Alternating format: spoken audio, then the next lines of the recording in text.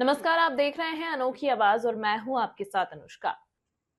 प्रधानमंत्री नरेंद्र मोदी आज राज्यसभा को संबोधित किया। इस दौरान उन्होंने कांग्रेस पर निशाना साधते हुए कहा कि फैमिली फर्स्ट ही कांग्रेस का मॉडल है। हमारी सरकार का मूल मंत्र है सबका साथ सबका विकास। उन्होंने कहा कि जहां तक कांग्रेस का सवाल है, उनसे सबका साथ सबका विकास की अपेक्षा करना बहुत ही बड़ी गलती हो जाएगी। ये उनकी सोच के बाहर और समझ के बाहर है। साथ ही उनके रोड मैप में भी ये सूट नहीं करता है, क्योंकि वह इतना बड़ा दल है, एक परिवार को समर्पित हो गया है। उसके लिए सबका साथ सबका विकास संभव ही नहीं है। कांग्रेस ने राजनीति का एक ऐसा मॉडल तैयार किया था जिसमें झूठ, फरेब, भ्रष्टाचार, परिवारवाद, तुष्टीकरण, सबका घालमेल था। जहां सबका घालमेल हो, वहां सबका साथ हो ही नहीं सकता। कांग्रेस के मॉडल में सर्वोपरि है फैमिली फर्स्ट। इसलिए उनकी नीति रीति, उनकी वाणी, उनका वर्तन उस एक चीज को संवारने में तपता रहा है। आप कांग्रेस का अध्ययन करेंगे तो कांग्रेस की राजनीति, जैसे हमारा मूल मंत्र रहा सबका साथ सबका विकास, वैसा उनका हमेशा रहा कि दूसरे की लकीर छोटी करना।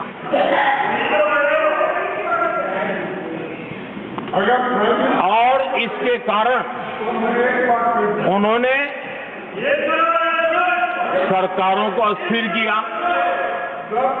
किसी भी राजनीतिक दल की सरकार कहीं बनी तो उसको अस्थिर कर दिया, क्योंकि लकीर छोटी करो दूसरे की, इसी काम में वो लगे रहे। और ये जो उन्होंने रास्ता चुना है ना, औरों की लकीर छोटी करने का, लोकसभा के बाद भी जो उनके साथ थे वो भी भाग रहे हैं, तो उनको पता चला गया ये तो हमें भी मार डालेंगे।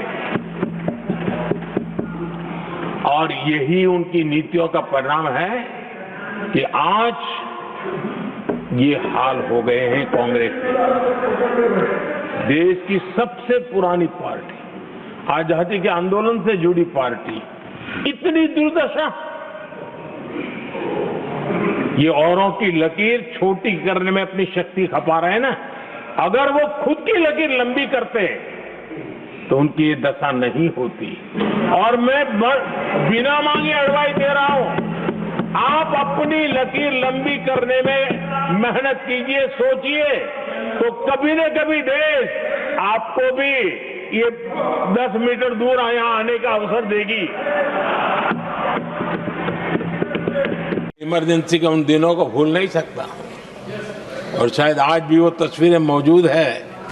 ये जो लोकतंत्र की बातें करते हैं, मानव गरिमा की बातें करते हैं और बड़े बड़े भाषण देने के लिए शौकीन लोग हैं, आपातकाल में जॉर्ज फर्नांडिस समेत देश के महानुभावों को हथकड़ियां पहनाई गई थी, जंजीरों से बांधा गया था। संसद के सदस्य, देश के गणमान्य नेता,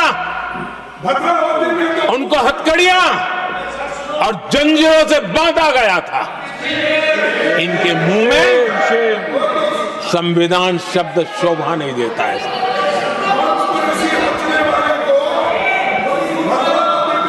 आदरणीय सभापति जी, सत्ता सुख के लिए, शाही परिवार के अहंकार के लिए इस देश के लाखों परिवारों को तबाह कर दिया गया, देश को जेल खाना बना दिया गया।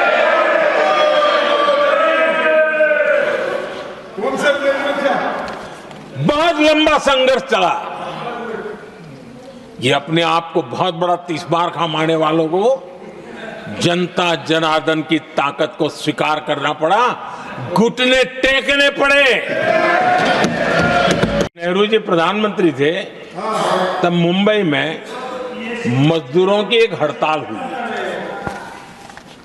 उसमें मशहूर गीतकार मजरूह सुल्तानपुरी जी ने एक गीत गाया था, कॉमनवेल्थ का दास है। ये कविता उन्होंने गाई थी। कविता गाने मात्र के गुने में नेहरू जी ने देश के एक महान कवि को जेल में ठूस दिया।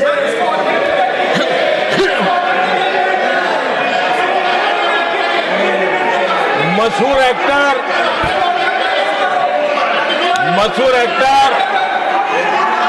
बलराज साहनी जी सिर्फ एक जुलूस में शामिल हुए थे, आंदोलन करने वालों के जुलूस में शामिल हुए थे, इसलिए बलराज साहनी जी को जेल में बंद कर दिया गया। आदरणीय सभापति जी, लता मंगेशकर जी के भाई हृदयनाथ मंगेशकर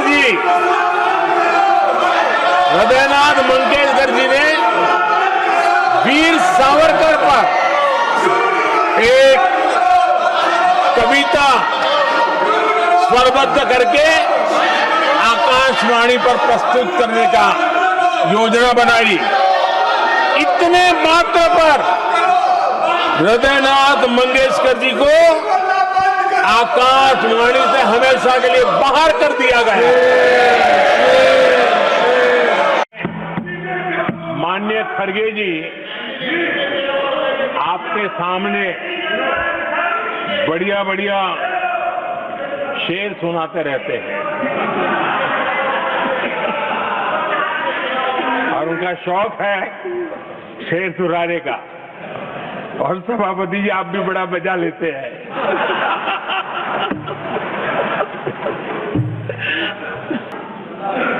तमाशा करने वालों को क्या खबर, तमाशा करने वालों को क्या खबर, हमने कितने तूफानों को पार कर दिया जलाया है, हमने कितने तूफानों को पार कर दिया जलाया है। आदरणीय सभापति जी,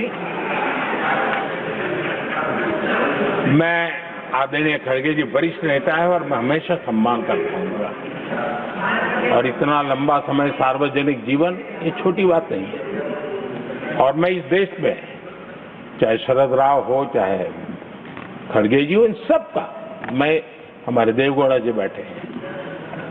इस खबर में फिलहाल इतना ही। अन्य खबरों के लिए देखते रहिए अनोखी आवाज।